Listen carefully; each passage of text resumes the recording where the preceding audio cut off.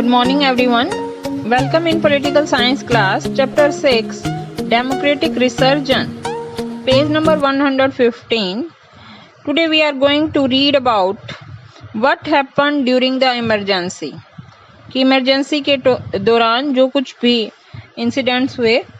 The actual implementation of the emergency is another contentious issue. Did the government misuse its emergency powers? तो government को emergency के time कुछ special powers मिल जाती हैं जो कि रूटीन में नहीं होती. Were there excesses and abuse of authority. तो उन पावर्स को यूज करके गवर्नमेंट ने क्या उनका एक्सेसिव यूज किया या अथॉरिटी को अब्यूज किया कि जो पावर्स हैं उनको गलत तरीके से यूज किया. The government said that it wanted to use the emergency to bring law and order. Government ने क्या रीजन दिए कि उन्होंने इमरजेंसी को क्यों इम्पोज किया? लॉ एंड ऑर्डर को मेंटेन करने के लिए. Restore the efficiency. Efficiency means ज्यादा कैपेबली जो है गवर्नमेंट अपना काम कर सके. And above all implement the pro poor welfare programmes. उस टाइम पे गवर्नमेंट जो है अपने मैनिफेस्टो में कहा था कि 20 पॉइंट्स प्रोग्राम लेके आएगी और उसको वो इम्प्लीमेंट नहीं कर पा रही थी ड्यू टू एजिटेशन, स्ट्राइक्स, हड़ताल्स. तो pro poor welfare program implement किया. For this purpose the government led by Indira Gandhi announced a 20 point program and declared its determination to implement the program. तो इमरजेंसी इम्पोज करने के बाद उन्होंने अपने इस प्रोग्राम को इम्प्लीमेंट किया. तो इससे पता चलता है कि अपने प्रो पुअर प्रोग्राम को लेकर जो कितनी ज़्यादा डेडिकेटेड थी. या the 20 point programme included land reforms. अब 20 पॉइंट प्रोग्राम में क्या क्या चीज़ें इंक्लूड थे, क्या 20 चीज़ें थी? लैंड रिफॉर्म्स, लैंड रीडिस्ट्रीब्यूशन की. पहले तो जिन लोगों के पास ज़्यादा लैंड है कुछ स्पेसिफिक सर्टन जो गवर्नमेंट ने फिक्स की थी इससे ज़्यादा नहीं रख सकते. एक्स्ट्रा उनसे लैंड लेकर उसको फिर से रीडिस्ट्रीब्यूट करना. Review of the agriculture wages. Agriculture wages review करने का मतलब जो एग्रीकल्चरल लेबरर्स के लिए कुछ फिक्स करना अमाउंट की उससे कम उनको नहीं दिए जा सकते wages. Workers participation in the management. और इंडस्ट्रीज में जो वर्कर्स हैं उनका मैनेजमेंट में भी पार्टिसिपेशन हो. इरिडिक्शन ऑफ द बाउंडेड लेबर. जो बंधुआ मजदूरी है उसको पूर्ण तरीके से खत्म करना. Etcetera. In the initial month after the declaration of emergency, the urban middle classes were generally happy over the fact that agitations came to be an end and discipline was enforced on the government employees. तो बहुत सारे बंद strikes चल रहे थे. जैसे railway जिसके बिना हमारा कामकाज बड़ी मुश्किल से चलता है वो भी पूरे कंट्री में हड़ताल हो रही थी.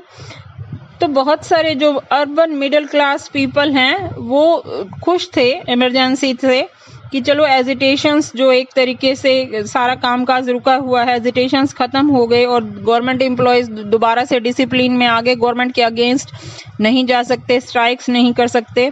तो उनके जो डे बाय डे रूटीन के जो काम रुके हुए थे वो हो रहे थे. The poor and rural people also expected effective implementation of the welfare programmes that the government was promising.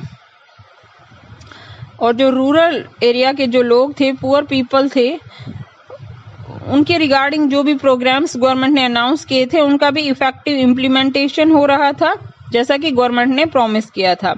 Thus, different sections of the society had different expectations from the emergency and also different viewpoints about it. तो ऐसा नहीं कह सकते कि पूरे country की जो सोच थी इमरजेंसी के रिगार्डिंग एक जैसी थी.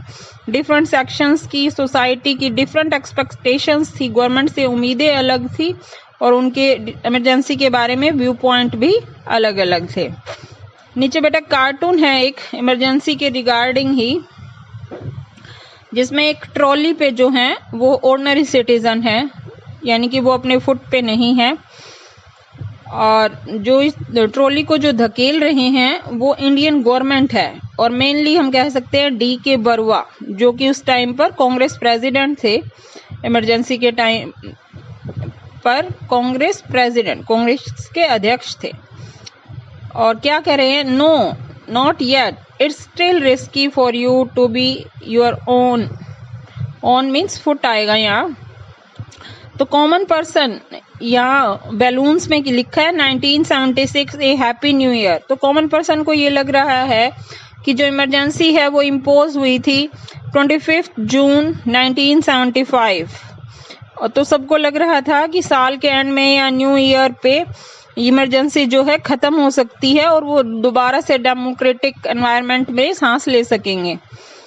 तो ए हैप्पी न्यू ईयर लिखा है, तो वो क्या आंसर देता है कि अभी हैप्पी नहीं होगा आपके लिए न्यू ईयर। मना कर रहा है उन फिंगर शो करके, don't stand on your foot, कि अभी आप अपने पाँव पे खड़े नहीं हो सकते, जैसे गवर्नमेंट कह रही है इसी तरीके से रहना होगा ऑर्डिनरी सिटीजन को, और मुंह भी अपना बंद रखना होगा। मुंह में निप्पल डाली हुई है, मीन्स आपका जो राइट टू एक्सप्रेशन है, ये जो फंडामेंटल राइट्स हैं वो तो ऑलरेडी वॉयलेटेड हैं, और नेक्स्ट ईयर में भी अभी आपको 76 में भी ऐसे ही सर्वाइव करना होगा। तो मेनली ये जो कार्टून है ये इमरजेंसी के रिगार्डिंग है। Critics of the emergency point out that the most of these promises by the government remain unfulfilled। और फिर भी हमने अभी रीड किया कि इमरजेंसी में गवर्नमेंट जो है अपना वर्क 20 पॉइंट प्रोग्राम जो है अच्छे से कर रही थी, लेकिन जो इमरजेंसी के क्रिटिक्स हैं, आलोचक हैं, वो ये कहते हैं कि गवर्नमेंट अपने जो भी प्रोमिसेस थे वो उनके अनफुलफिल्ड रह गए, कंप्लीट नहीं कर पाई। That these were simply meant to divert the attention from the excess that were taking place। Mainly government का इमरजेंसी इम्पोज करने का टारगेट ये नहीं था कि उन्हें अपना प्रोग्राम्स फुलफिल करने थे, मेनली ये था कि गवर्नमेंट का जो ध्यान है उन एजिटेशन स्ट्राइक से डिटेक्ट जो है परे हटाना था। They question the use of preventive detention on such a large scale, और इसीलिए गवर्नमेंट ने वो जो डिटेंशन है कि कोई कुछ क्राइम कर सकता है उस बेसिस पर उसको बिना कोई क्राइम किए इतने सारे लोगों को अरेस्ट किया गया था, मेनली इसीलिए कि आगे से कोई इस टाइप के एजिटेशन स्ट्राइक्स करने की हिम्मत ना कर सके। We have noted that my prominent political leaders were arrested. Prominent means जो मेन मुख्य पॉलिटिकल लीडर्स को तो अरेस्ट कर लिया गया था। In all 676 opposition leaders were arrested. Total 676 political leaders को अरेस्ट किया गया था।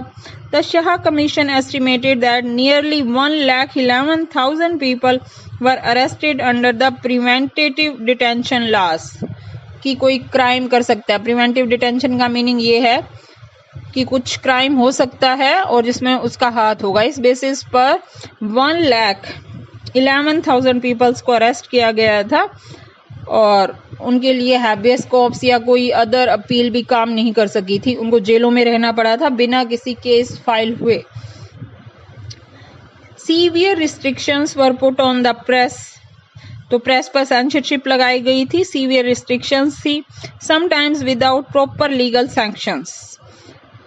और the Shah Commission report mentioned that the General Manager of Delhi Power Supply Corporation received verbal orders from the office of the Lieutenant Governor of Delhi to cut the electricity to all the newspaper purchases as 2 a.m. on 26 June 1975। तो 25 जून को emergency impose की गई, और दिल्ली के जो उस time पर Delhi state नहीं होता था तो गवर्नर जनरल होते थे वहाँ पर, उनके जनरल मैनेजर ने क्या कहा कि उन्हें वर्बल ऑर्डर मिले थे प्राइम मिनिस्टर ऑफिस से कि लेफ्टिनेंट गवर्नर को कि जो सभी न्यूज़पेपर प्रेस की जो है लाइट्स या इलेक्ट्रिसिटी कट कर दी जाए सुबह 2 बजे। Electricity was restored 2 or 3 days later after the censorship apparatus had been set up। और 3 दिन के बाद जो है इलेक्ट्रिसिटी सप्लाई जो है कंटिन्यू की गई, जब तक कि सेंसरशिप ऑपरेटर्स जो पूरी तरीके से सेटअप कर लिए गए थे कि बिना सेंसरशिप के वो किसी तरीके से भी मींस गवर्नमेंट से अप्रूवल लिए बगैर अपनी न्यूज़ पब्लिश नहीं कर सकेंगे। There were other and more serious allegations regarding the exercise of governmental power by the people who held no official position। और बहुत सारे ऐसे लोग गवर्नमेंट पावर का यूज कर रहे थे जिनकी कोई ऑफिशियल पोजीशन नहीं थी. For example, Sanjay Gandhi, the prime minister's younger son, did not hold any official position at the time, yet he gained control over the administration and allegedly interfered in the functioning of the government. Means बहुत ही superior तरीके से, कि वो खुद ही prime minister हैं, इस तरीके से वो काम कर रहे थे. His role in the demolization means बहुत सारी दिल्ली में जो झुग्गी झोपड़ी थी उनको ध्वस्त किया गया था पूरे तरीके से. And forced sterilisation in the Delhi became very controversial. Forced sterilisation means नसबंदी की गई थी लोगों का, इवन अनमैरिड पीपल्स की, उसको भी बहुत बुरे तरीके से अप्लाई किया गया था, जो कि मेनली पॉपुलेशन कंट्रोल के लिए था. Apart from the arrest of the political workers and the restrictions on the press, जो पॉलिटिकल वर्कर्स थे, ओपोजिशन पार्टी के जो पॉलिटिकल वर्कर्स थे, उन सबको अरेस्ट कर लिया था. लीडर्स थे चाहे वर्कर्स थे. और प्रेस पर बहुत सारी रिस्ट्रिक्शंस लगाई गई थी. The emergency directly affected the lives of common people in many cases. तो कॉमन पीपल की लाइफ किस तरीके से अफेक्टेड हुई थी? Torture and the custodial death occurred during the emergency. बहुत सारे लोग पुलिस की कस्टडी में मारे गए, टॉर्चर किया गया. Arbitrary relocation of poor people also take place and over enthusiasm about the population control led the cases of compulsory sterilization. Means बहुत सारे लोगों का स्टरलाइजेशन कर दिया गया जिनके लिए नीड नहीं थी, जिनके बच्चे नहीं थे उनका भी स्टरलाइजेशन कर दिया गया. These instances show that happens when the normal democratic process is suspended. तो ये सब कुछ तभी हो सकता था जबकि जो नॉर्मल डेमोक्रेटिक प्रोसेस है उसको सस्पेंड कर दिया जाए. This is all for today. Thank you.